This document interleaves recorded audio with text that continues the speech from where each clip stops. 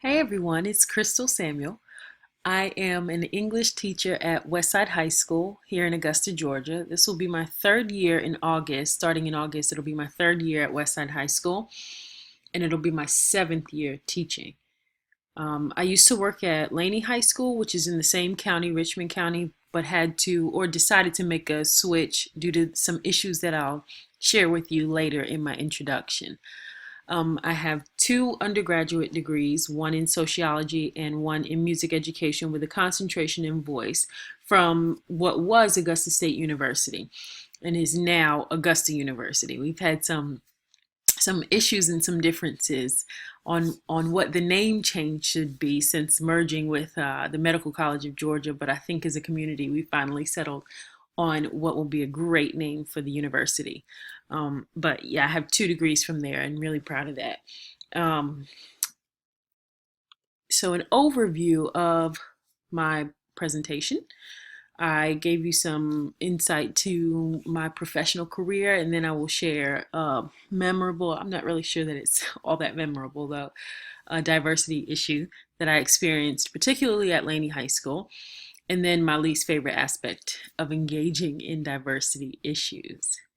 So my my memorable diversity issue was at Laney High School, and I included a picture of the school. Well, that's what it used to look like. It's actually under construction right now. Would be that the racism, I guess, if you could call it that, that I experienced from other African American people, which, as you can tell by my picture at the beginning, is what I am. But I always felt like I was dealing with and fighting with this struggle of not being black enough. And there were issues that I dealt with at Laney that really wore on my spirit. And that's when I made the decision to make a change to Westside, which is a more diverse school, I guess you could say. It's 60% black, 40% white, and the it's just a different environment, different culture, different people. But the teachers there would tell you that it's not diverse. That's just because they've been there for so long. Westside is the school that teachers go to retire. Not me, but that's what in the county it's understood. So that's where teachers go to retire. But um, I think it's the most diverse school in the county. So I'm enjoying the diversity and the respect that I get as a human being. But when I was at Laney, I just dealt with issues of people thinking or assuming that I thought that I was better than them because of my upbringing and what my parents were able to give me without knowing what, my parents were able to give me. They just assumed that they knew and judged me for it and backed me into corners for it and did some really nasty, inappropriate, and unprofessional things as a result of their perception of who they thought I was. I had all kinds of inappropriate comments made towards me. I even got a text from my principal one time that she sent to me accidentally, saying some nasty things about me. So I guess it was a situation where she was thinking about me, so she put my name in her phone, but she didn't mean to send it to me. And it just got to the point where I said that enough was enough and I needed to be in an environment that was a little bit more professional than that. So this was an experience where I tell my students, because they always like to ask, because they like to talk about these kinds of things, but they know that I came from Laney and they ask me um, about racism and if I've ever experienced racism and was it different at Laney and those types of things. And I always say that I experienced more racism from my own people than I have from anyone else, which saddens me, but albeit the case. So that leads me to my least favorite aspect of having these kinds of conversations, which is forced tolerance, hypocrisy, and intolerance against ideas that go against the norm. My sister and I had a conversation about this not too long ago, and she just helped me too. And she's 5 years younger than me. She went to Georgia Tech, and she's an engineer.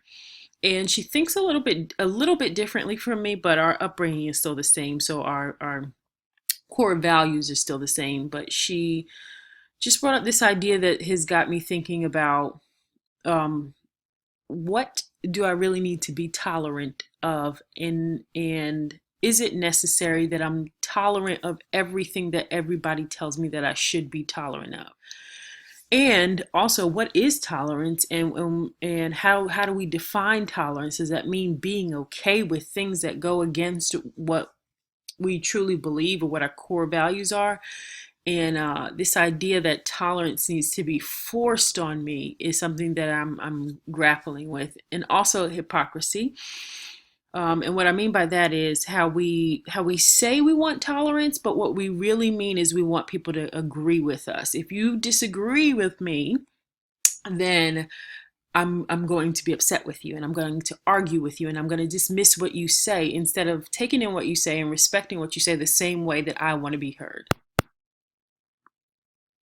And this all kind of goes hand in hand with my last point, which is intolerance against ideas that go against what is the norm or what is becoming the norm. I once had a professor at a different university, not UGA, not Augusta State.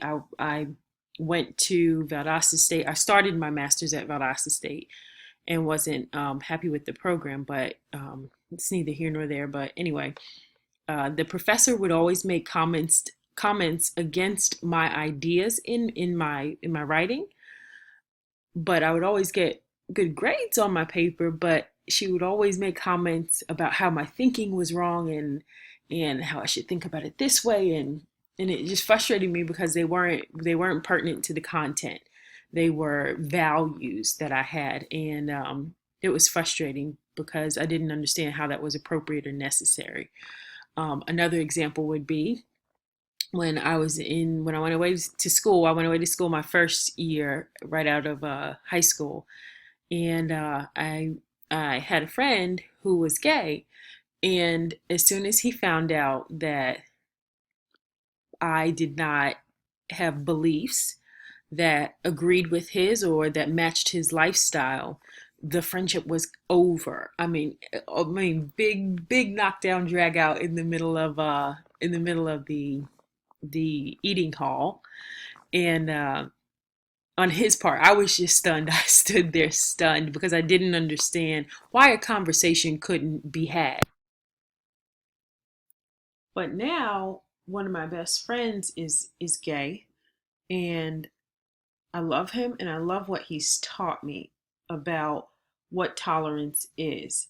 And I feel like being in this friendship with him has taught me that tolerance is about hearing people and respecting people, but it doesn't necessarily mean that I have to change my views and what I believe in order to be tolerant.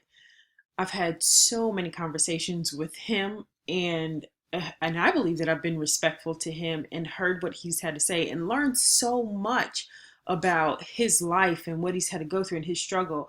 And he's heard me, and he understands, where I am and why I believe what I believe. And it's a beautiful relationship, all because two people are choosing to be tolerant of the other's belief without sacrificing their own beliefs or core values in order to be quote unquote tolerant, as the world would put it. But yeah, those are my frustrations with having these kinds of conversations, is that I just feel like everybody's views and beliefs and values should be respected and heard. Um, Maybe that's a little too rainbow and lollipops, but I believe it's possible based off of this friendship that I have with my best friend. But that's my introduction presentation. So thanks so much for listening.